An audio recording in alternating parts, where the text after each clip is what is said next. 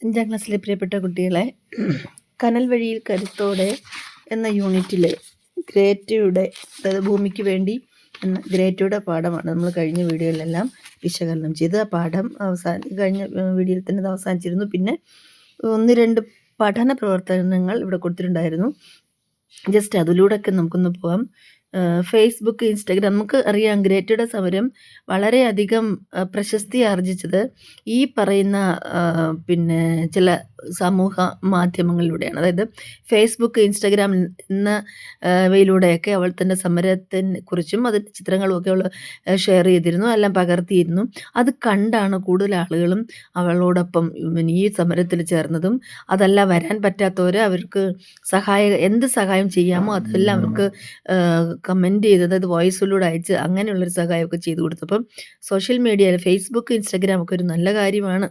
അതിനെ ദുരുപയോഗം ചെയ്യരുതെന്ന് മാത്രമേ ഉള്ളൂ. ഇപ്പോൾ എല്ലാ സ്കൂളുകൾക്കും അവരുടേതായ ഒരു ഫേസ്ബുക്ക് പേജ്, ഒരു ഇൻസ്റ്റഗ്രാം പേജ് ഉണ്ടാവും. സ്കൂളിൽ നടക്കുന്ന എല്ലാ പ്രധാന കാര്യങ്ങളും അതിൽ അപ്ലോഡ് ചെയ്യുന്നുണ്ടാവും അല്ലേ കൂട്ടുകാർ?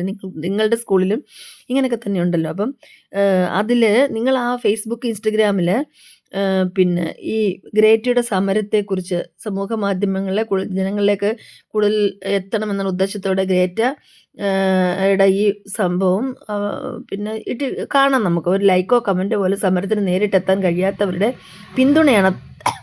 അത്രമാത്രം ലൈക്കും ഷെയറും ഒക്കെ കിട്ടിയിട്ടുണ്ട്. അപ്പോൾ ഈ പറഞ്ഞ സമൂഹ മാധ്യമങ്ങൾ ഗ്രേറ്റ തൻ്റെ സമര പ്രചരണത്തിന് ഉപയോഗിച്ചു. സമൂഹ മാധ്യമങ്ങളിലൂടെയാണ് ലോകം ഗ്രേറ്റയെക്കുറിച്ച് കൂടുതലായിട്ടും അറിഞ്ഞത്, അവരുടെ സമരത്തെക്കുറിച്ചും. അപ്പോൾ പറഞ്ഞു വന്നത് എന്തെന്നാൽ, ടീച്ചറുടെ സഹായത്തോടെ ഗ്രേറ്റയുടെ ഈ ഫേസ്ബുക്ക് പേജ് സന്ദർശിക്കൂ. എന്നിട്ട് ഗ്രേറ്റയെക്കുറിച്ച് എന്തൊക്കെ നിങ്ങൾക്കറിയണോ അതെല്ലാം അതിൽ നിന്ന് നിങ്ങൾക്ക് ശേഖരിക്കാം, മനസ്സിലാക്കാം. ഇപ്പോൾ സ്കൂളിന് ഫേസ്ബുക്ക് പേജ് ഉണ്ടാവുമല്ലോ. അപ്പോൾ മലയാളം ക്ലാസ്സിൽ ഈ വർഷം ഇതുവരെ നടന്ന, അതാണ് ഞാൻ പറഞ്ഞത്, ഇതുവരെ നിങ്ങളുടെ സ്കൂളിൽ എന്ത് പ്രവർത്തനം, അത് മലയാളമൊന്നുമില്ല, എല്ലാ ഭാഷയെ സംബന്ധിച്ചും എല്ലാ വിഷയം സംബന്ധിച്ചും അല്ലാതെ എത്രയെല്ലാം ദിനാചരണങ്ങളൊക്കെ ഇല്ലേ, അവയെക്കുറിച്ചൊക്കെ നല്ല പ്രവർത്തനങ്ങൾ സ്കൂളിൽ നടത്തിയതൊക്കെ നമുക്ക് ഈ ഫേസ്ബുക്ക് പേജിലും ഇൻസ്റ്റാഗ്രാം പേജിലൊക്കെ ഷെയർ ചെയ്യാം. അത് ഒരുപാട് പേര് കാണുകയും ചെയ്യും. അത് നമ്മളുടെ പ്രവർത്തനങ്ങൾക്കൊരു മുതൽക്കൂട്ടായിരിക്കും. ഇവിടെ മറ്റൊരു പ്രവർത്തനം, ഗ്രേറ്റയ്ക്കൊരു കത്ത് എന്ന് കൊടുത്തിട്ടുണ്ട്. കാലാവസ്ഥാ മാറ്റത്തെക്കുറിച്ച് 2018 മെയ് മാസത്തിൽ സ്വീഡിഷ് ഡെയിലി ന്യൂസ് എന്ന പത്രം നടത്തിയ ഉപന്യാസ മത്സരത്തിൽ സമ്മാനം നേടിയപ്പോഴാണ് ഉപന്യാസം എഴുത്തു പോരാ. ഞാൻ ആദ്യം പറഞ്ഞില്ല എങ്ങനെയാണ് ഗ്രേറ്റ ഈ സമരത്തിലേക്ക് ഇറങ്ങിയത് എന്നുള്ള കാര്യം. അങ്ങനെ തുടങ്ങിയ ഒറ്റയാൾ പോരാട്ടമാണ് പിന്നീട് ലോകത്തിൻ്റെ ശ്രദ്ധ പിടിച്ചു പറ്റിയത് അല്ലേ. ഇപ്പം 35ലധികം അന്തർദേശീയ പുരസ്കാരങ്ങൾ ആ പെൺകുട്ടിക്ക് കിട്ടി. അവൾ അതിന് അർഹയായി. കിട്ടാവുന്ന പുസ്തകങ്ങൾ, ലേഖനങ്ങൾ എന്നിവ വായിച്ചും മറ്റു സാധ്യതകളൊക്കെ പ്രയോജനപ്പെടുത്തിയും ഗ്രേറ്റയെക്കുറിച്ച് നിങ്ങൾ മനസ്സിലാക്കുമല്ലോ. ഇനി നമുക്കിപ്പോൾ ഇത് ചെറിയ കുറച്ച് ഭാഗം മാത്രമേ ഉള്ളത്. ഇൻ്റർനെറ്റിൽ നിങ്ങൾ സെർച്ച് ചെയ്താൽ ഗ്രേറ്റ തുംബർഗിനെ കുറിച്ച് അറിയാം. ഇതെല്ലാം നിങ്ങൾ നോക്കിയിട്ട്, അതായത് തനിക്ക് വേണ്ടി മാത്രമല്ല, ഭൂമിയിലെ എല്ലാ മനുഷ്യർക്കും വേണ്ടി പ്രയത്നിച്ച ഗ്രേറ്റയ്ക്ക് ഒരു നല്ല കത്തെഴുതും, അവളെ അഭിനന്ദിച്ചുകൊണ്ട്. അവളുടെ ഈ എന്താ പറയുക, ശ്ലാഘനീയമായ മാതൃകാപരമായ ഈ പ്രവൃത്തിയെ അഭിനന്ദിച്ചുകൊണ്ട് ഒരു കത്ത് തയ്യാറാക്കുക. വ്യക്തിഗതമായിട്ട് തയ്യാറാക്കി ഗ്രൂപ്പിൽ ചർച്ച ചെയ്ത് ക്ലാസ്സിൽ അവതരിപ്പിച്ച് കത്തുകളുടെ ഒരു ശേഖരം തന്നെ അവിടെ കളക്ട് ചെയ്ത് വെക്കുക. ഓക്കെ, അപ്പോൾ അറിയാലോ ഒരു കത്ത് എങ്ങനെ, അഭിനന്ദന കത്താണ് അല്ലേ. ഇപ്പോൾ പ്രിയപ്പെട്ട ഗ്രേറ്റ എന്ന് പറഞ്ഞ് തുടങ്ങുക, സ്നേഹപൂർവ്വം അല്ലെ, എന്താ പറയുക, നന്ദിപൂർവ്വം ഒരു കൂട്ടുകാരി അല്ലെ കൂട്ടുകാരൻ എന്ന് അവസാനിപ്പിക്കാം. അപ്പോൾ അങ്ങനെ ഒരു കത്ത് നിങ്ങൾ എഴുതണം. പരീക്ഷയ്ക്ക് വരാവുന്ന ഒരു പ്രവർത്തനം തന്നെയാണ് അത്.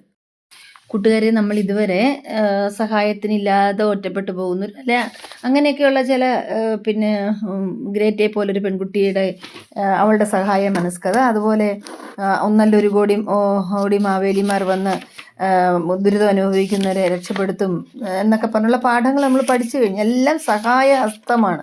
അവിടെ സഹായഹസ്തം ഏതൊക്കെ രീതിയിലാണ് ഇവിടെ പ്രയോജനപ്പെട്ടതെന്നുള്ള കാര്യങ്ങളാണ് നമ്മൾ പിന്നെ ഇതുവരെ പഠിച്ചത്. ഇനിയും ഈ ഏറ്റവും അവസാനത്തെ ഒടുവിലത്തെ പാഠമാണ് എരിതീയിൽ ഉയിരോടെ. അതായത് ഒരു ഗ്രീക്ക് പുരാണ കഥയാണ് ഇവിടെ കൊടുത്തിരിക്കുന്നത്. ആരും സഹായത്തിനില്ലാതെ ഒറ്റപ്പെട്ടു പോയ ചിലവരുണ്ട്. ഗ്രീക്ക് പുരാണ കഥയിലെ സൈക്കെ എന്നൊരു പെൺകുട്ടിയുണ്ട്. തന്നെ വിവാഹം ചെയ്ത ഈറോസ് ദേവനെ തിരികെ കിട്ടാനായി സൈക്കെ നടത്തുന്ന പോരാട്ടത്തിൻ്റെ കഥ. ഇതൊരു കഥയാണ്, അതുകൊണ്ട് ഇത് പെട്ടെന്ന് ഒരു ഇത് പറഞ്ഞ് പോകാവുന്നതാണ്. കാര്യം ഇതിനകത്തും ഒരു ക്രൂരതയുടെ ഒരു ഭാഗമുണ്ട്. പിന്നെ അവള് ജീവൻ കളഞ്ഞും ഒരാൾക്ക് വേണ്ടി സഹിക്കുന്ന വിഷമങ്ങൾ അതിനെക്കുറിച്ചും ഉണ്ട്. ഗ്രീക്ക് പുരാണ കഥകളൊക്കെ വളരെ രസമാണ്. അതിനകത്തെ കഥാപാത്രങ്ങളായാലും അവരുടെ പേരുകളായാലും ആ കഥയുടെ തീമൊക്കെ വളരെ രസകരമാണ്. ഇവിടെ ഈ സൈക്കി എന്ന പെൺകുട്ടി അവളുടെ ഭർത്താവിനെ തിരഞ്ഞു നടക്കുകയാണ്. കണ്ടില്ല, അവിടെ ഭർത്താവ് എങ്ങോട്ട് പോയി എന്ന് കണ്ടില്ല, പെട്ടെന്നൊരു ദിവസം കാണാതായി. അങ്ങനെ അവൾ അന്വേഷിച്ച് നടക്കുന്ന സമയത്ത് ഡിമീറ്റർ എന്നൊരു വസന്തത്തിന്റെ ദേവത എന്ന ഉദ്ദേശത്തോടെ ആണ് അങ്ങനെ പറഞ്ഞത്. കൂട്ടുകാരെ, വീഡിയോയ്ക്ക് ലെങ്ത് കൂടുന്നതിനാൽ ബാക്കി